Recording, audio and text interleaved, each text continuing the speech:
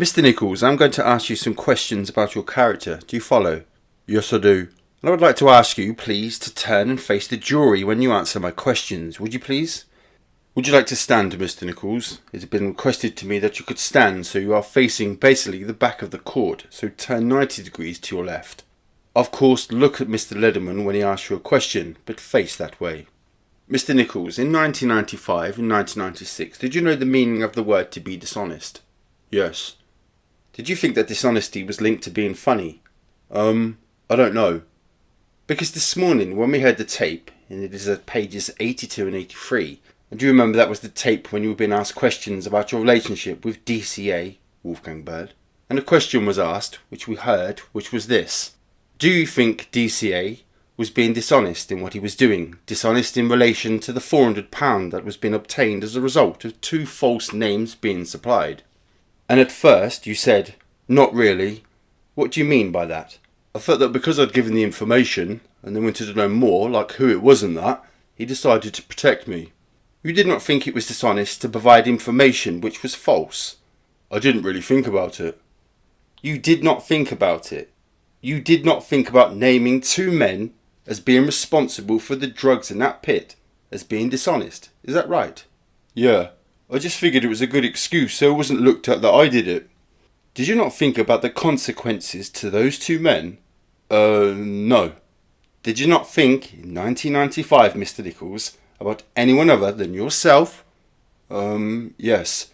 Who? Well, my wife and children. We will come to that. At page 83, which you were being asked about later on, and we heard the tape, you said this. I mean, you can tell me it's dishonest, but, as far as I'm concerned, I told him. He gave me the money, and I wasn't laughing, because I thought it was a joke. This is what I meant, Mr. Nichols, when I asked whether you linked being dishonest with being funny. Did you?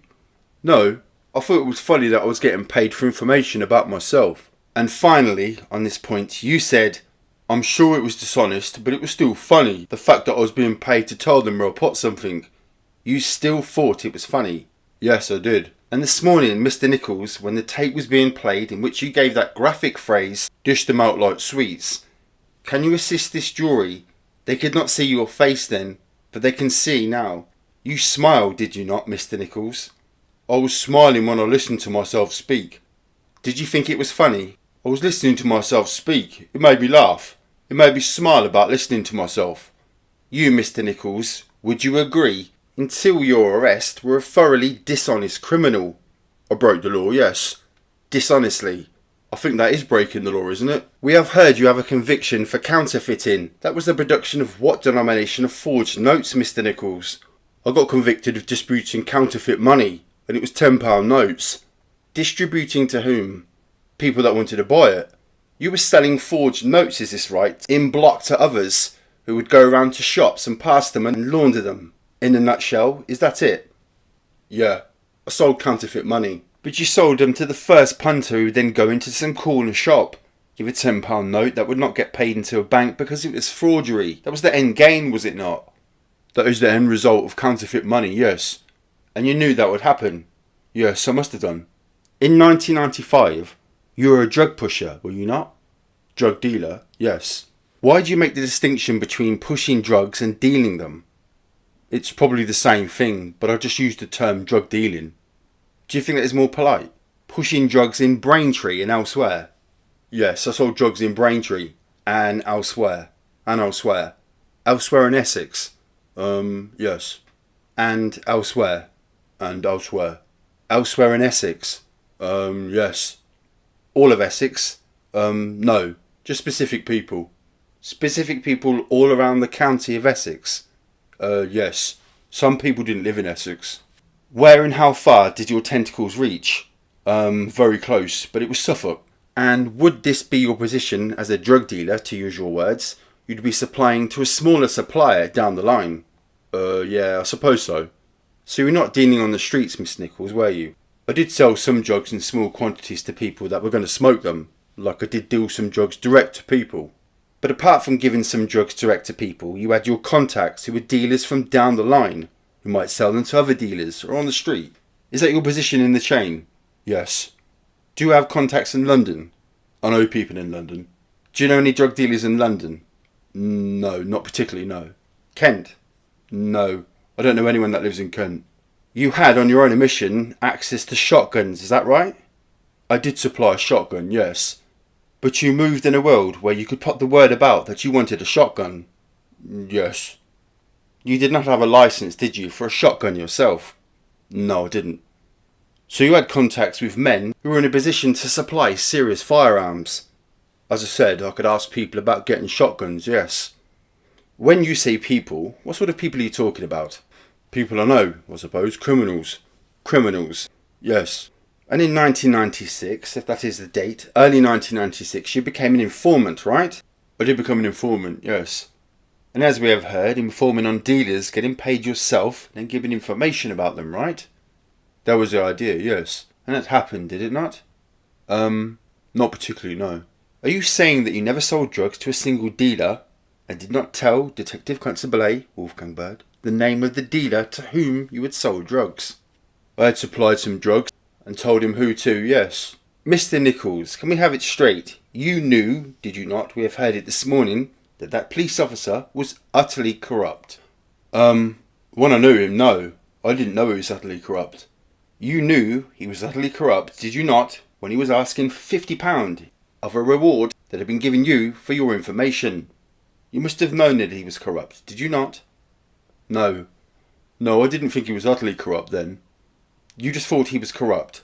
No, I just thought he was a strange person. Do you seriously wish to tell this jury, and look at them please, that you did not realise that a serving police officer should not ask for £50 as a drink for a reward that you received for your information? I didn't know how the police work. I mean, if anyone else done me a favour, then I would give them money. You are saying that you seriously believed that when that officer asked for £50 out of a reward that you had received, that could be an honest request? No, I didn't see it as honest.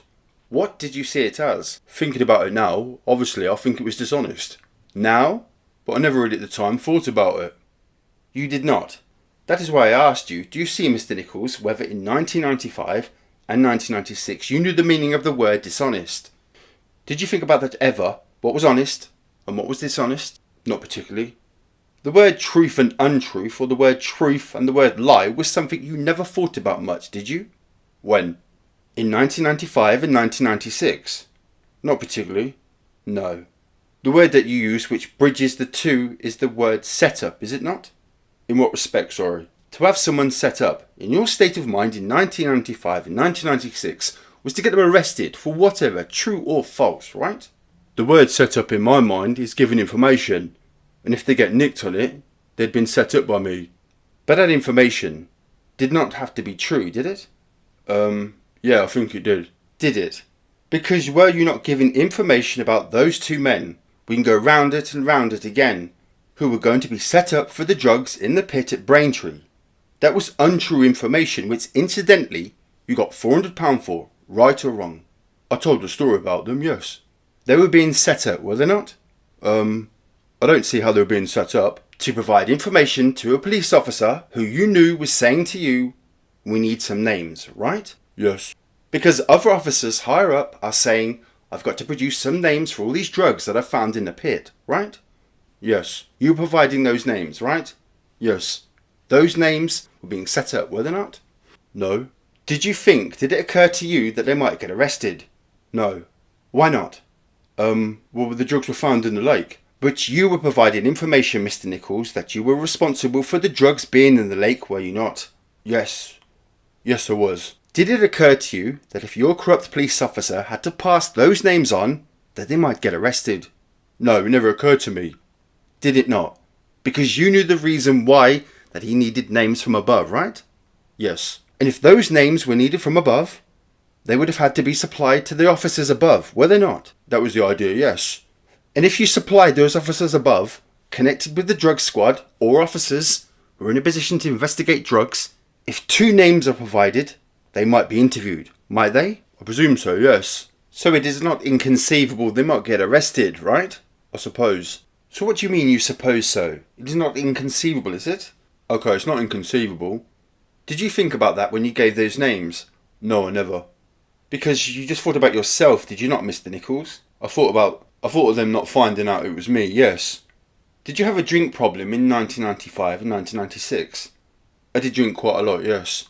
That is not an answer to my question.